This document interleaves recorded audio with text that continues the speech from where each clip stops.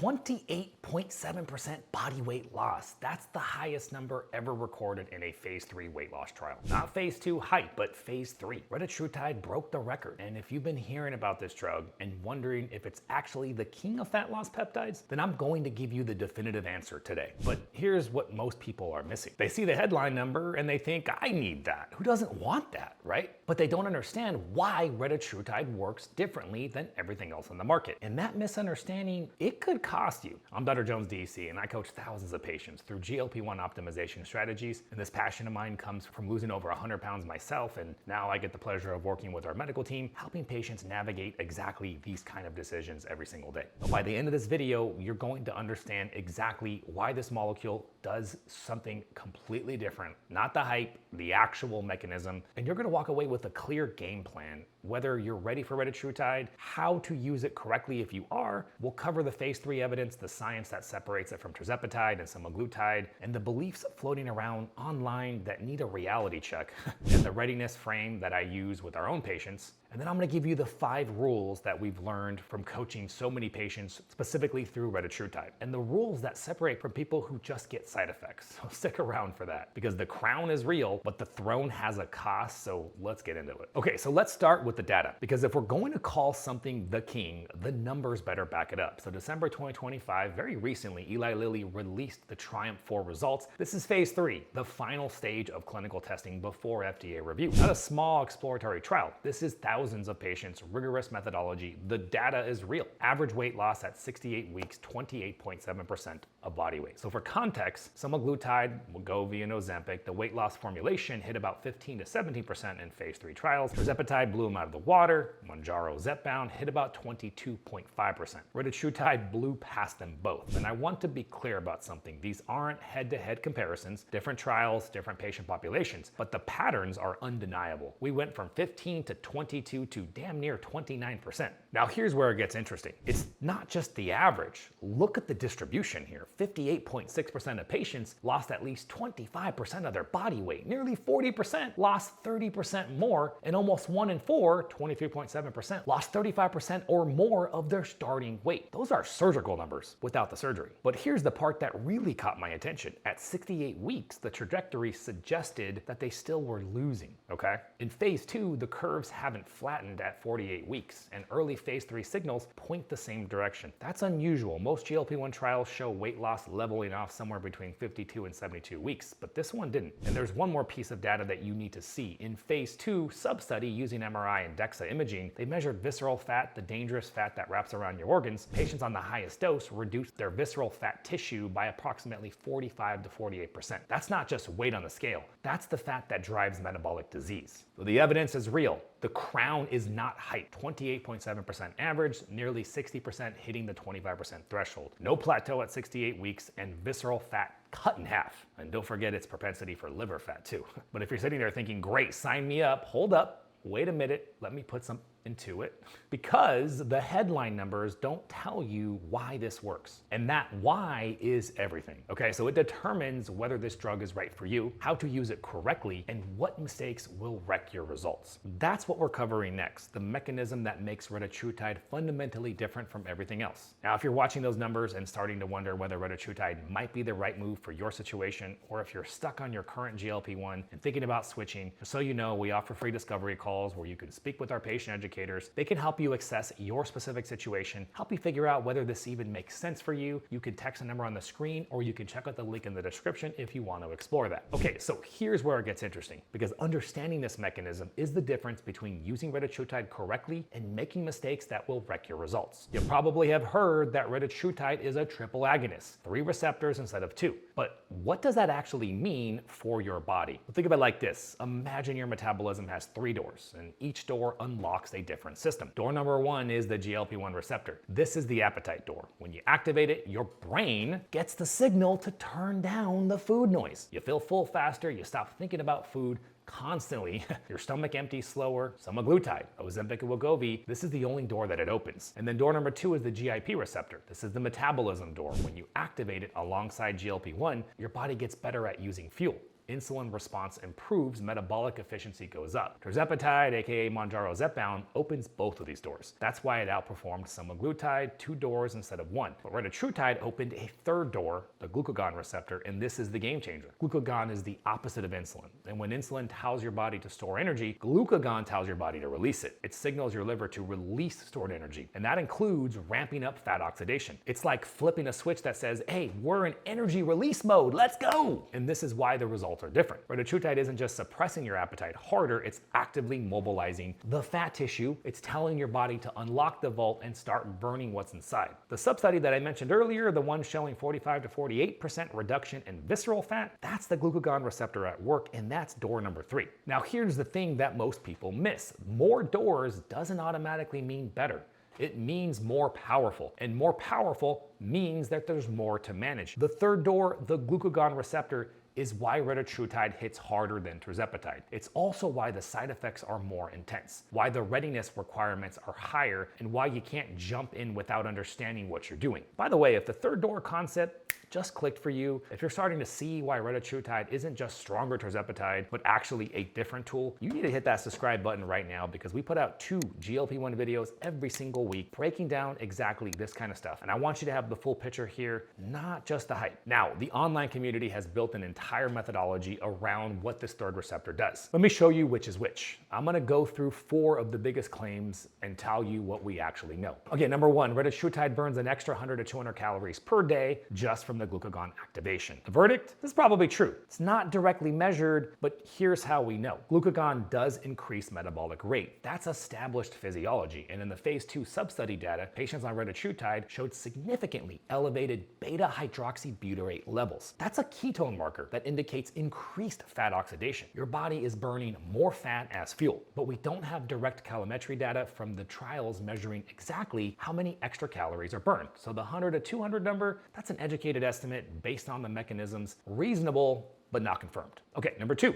Retatrutide preserves precious muscle mass better than other GLP-1s. This is probably the biggest question that we should be asking. The verdict? It's actually not known. We don't have the data yet. The theory makes sense. If glucagon is mobilizing fat preferentially, you'd expect less muscle breakdown, and some of the other metabolic effects could support muscle preservation. But here's the problem. There's no published DEXA data from the phase 3 trials showing body composition. So we know people lost 28% of their body weight, but we don't know how much of that was fat versus muscle. And until we see those scans, this is speculation, not fact. Don't assume it's true just because it sounds good. And I'd argue, if it's better, it's probably marginal, because what we've seen in the prior studies with tirzepatide and semaglutide, the reason why some people showed massive muscle loss compared to not, it was the addition of protein optimization and resistance training. That was what moved the needle by far. And it's gonna move the needle here. Actual medication differences, I think maybe a little better we're probably gonna see. That's my guess. I'll let you guys know when we actually have the data. Okay, number 3, Retatrutide is basically ketosis in a vial. Verdict? It's metabolically adjacent, but it's not equivalent. Okay, so what do I mean? Elevated beta-hydroxybutyrates, the main ketone that I mentioned earlier, that does suggest increased ketone production. Your body is producing more ketones as a byproduct of burning fat. But this is not the same thing as nutritional ketosis from a ketogenic diet. Think of it as a metabolic nudge in the ketone-producing direction, not a replacement for fasting or carbohydrate restriction. If you're expecting Retatrutide to give you all the benefits of a pure ketogenic diet without the dietary changes, I'm sorry, you're gonna be a little disappointed here. All right, number 4, Retatrutide has less appetite suppression than tirzepatide, but you still lose more fat. Verdict on this is partially true. The appetite is absolutely true. I see it all the time. Tirzepatide is the king when it comes to appetite suppression. And this one actually matters here. So some patients and online communities report less food noise suppression on Retatrutide compared to tirzepatide. And again, I see this clinically every single day. We don't have head-to-head trial data to confirm this yet, but if that pattern holds, the glucagon activation could be mobilizing fat independently of appetite. So even if you're eating a bit more, your body might be burning more, right? That's that 100, 200 calorie increase that we talked about earlier. This is important because it tells you something about who Retatrutide is actually for. If your main struggle is food noise, if you can't stop thinking about food,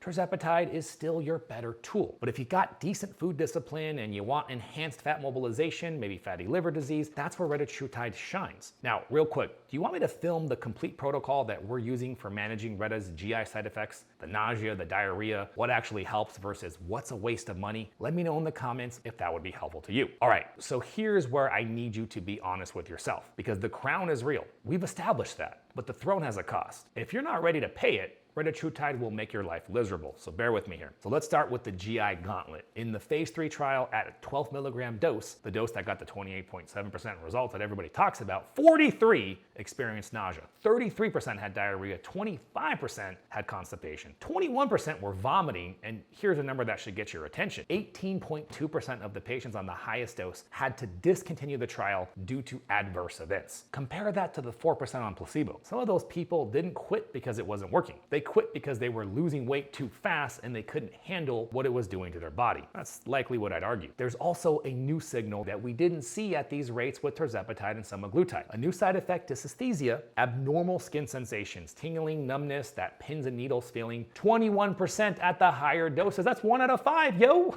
This is dose dependent. The higher you go up, the more likely you are to experience it. And it's one of the reasons why chasing max dose trial numbers is a mistake. But here's the readiness factor that most people miss completely. Retatrutide is not a first line of drug for someone with unstable metabolism. If you've got high insulin resistance, significant inflammation, or a metabolism that's still dysfunctional, adding a triple agonist is like putting premium fuel in an engine that's misfiring. It doesn't fix the problem. It amplifies the chaos. I had a patient, let's call her Jessica, who was on tirzepatide for 8 months, kept increasing her dose, got all the way to 10 milligrams, chasing the results, right? Nausea, brain fog, feeling cold all the time. When we ran a DEXA scan, 35 pounds lost, but 15 of those were precious muscle. This is a pound of muscle, this is a pound of fat. That's not success, that's your metabolism fighting back. She wasn't ready to escalate her dose, and Retatrutide hits even harder than tirzepatide. So what does ready actually mean? It means you've built a foundation. Your insulin response is improving, your inflammation is under control. Your body isn't in survival mode. It means you understand the GI gauntlet and you're willing to manage it. And it means that you're not looking for a shortcut, that you're looking for the strongest tool once you've earned the right to use it. Now, real quick, if you want me to make a complete video breaking down the exact tirzepatide plus Retatrutide stacking protocols that we use, yes, I'm a big fan of stacking tirzepatide, Retatrutide. Should I go deeper on the low dose stacking approach, or how would you like to see that video played out? Let me know. Okay, so you've seen the evidence, you understand the mechanism, you know what readiness looks like. Now, let's talk about how to actually use Retatrutide the right way. I'm gonna give you the 5 rules. And these aren't suggestions. These are the differences between getting results and wrecking your metabolism.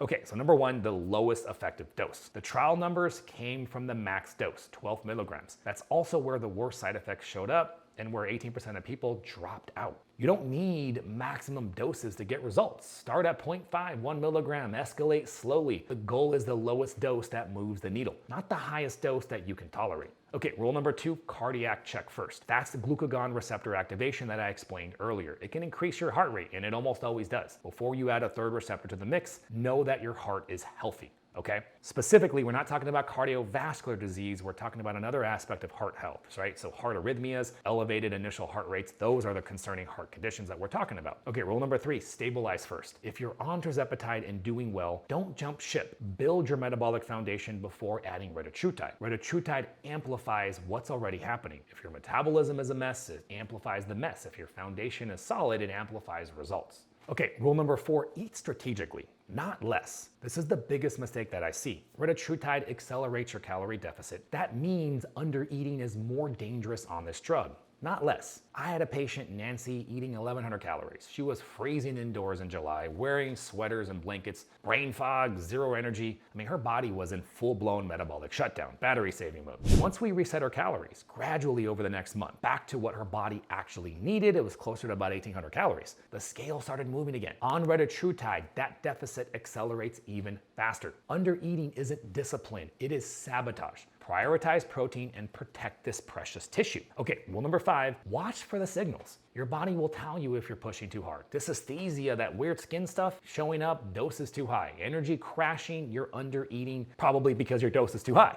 Listen to the feedback. Okay, so here's the real question for you. If someone asked you right now to explain why Retatrutide works differently and what it takes to use it right, could you do that? Think about that for a second, because that understanding is what separates the people who get results from the people who just get side effects. And let me know in the comments, what's your current GLP-1 situation? What are you on? How long have you been on it? And whether or not you're seeing the results that you'd like to see, or are you just completely stuck? And I'll jump in and respond with what we typically look at next if you were a patient in our clinic. Okay, now, if you're watching this and thinking, Dr. Jones, I'm not ready for this yet, tirzepatide is still working for me, I want you to hear me out. Everything that I've said about tirzepatide still stands. It is still the most reliable workhorse for appetite control and metabolic improvement. And for most people watching this video, tirzepatide is still the right answer. I can't tell you how many patients come in wanting retatrutide, they go through the whole process with our clinic, and we end up putting them on tirzepatide. And they're happy about it. It took time because sometimes they're not so happy when I say, hey, you probably should do tirzepatide, not retatrutide. And they're always like, why, Dr. Jones? I saw your freaking videos talking about it. But again, there's nuance that hopefully now you're starting to understand. Retatrutide isn't necessarily better. It's different, and its difference has a cost. That third receptor is powerful, but it's not free. You pay for it in side effects, the readiness requirements, and the margin for error getting smaller. So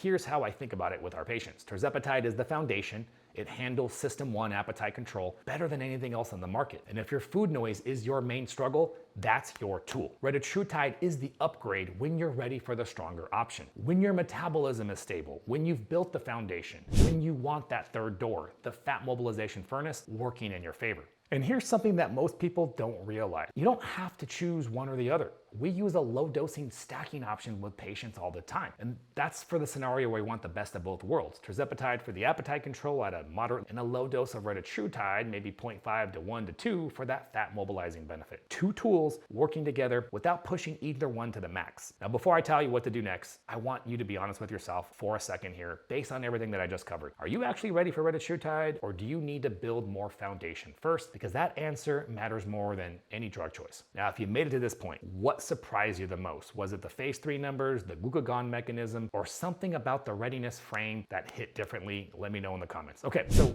if you're sitting here realizing that you're not sure whether you're ready for the retatrutide, or you're stuck on your current GLP-1 and the scale stopped moving, or you want to know if stacking makes sense for your situation, this is exactly the kind of thing that we help people figure out. We offer free discovery calls where you'll talk to one of our patient educators. They'll get to know your history, what you've tried, what's worked and what hasn't, and what your actual goals are. You'll get a feel for what it's like to work with me, our coaches, and our medical team, and we'll walk you through the programs and pricing so that you can see what long-term success actually looks like for someone in your situation. You can text the number on the screen, or you can check out the link in the description if you want to book that. If you're going down the rabbit hole of GLP-1 medications and what peptides to stack with it, you don't know about GHK copper yet, check out this video right here, specifically why we recommend GHK copper to our GLP-1 patients, whether it's tirzepatide or retatrutide. We'll see you guys later.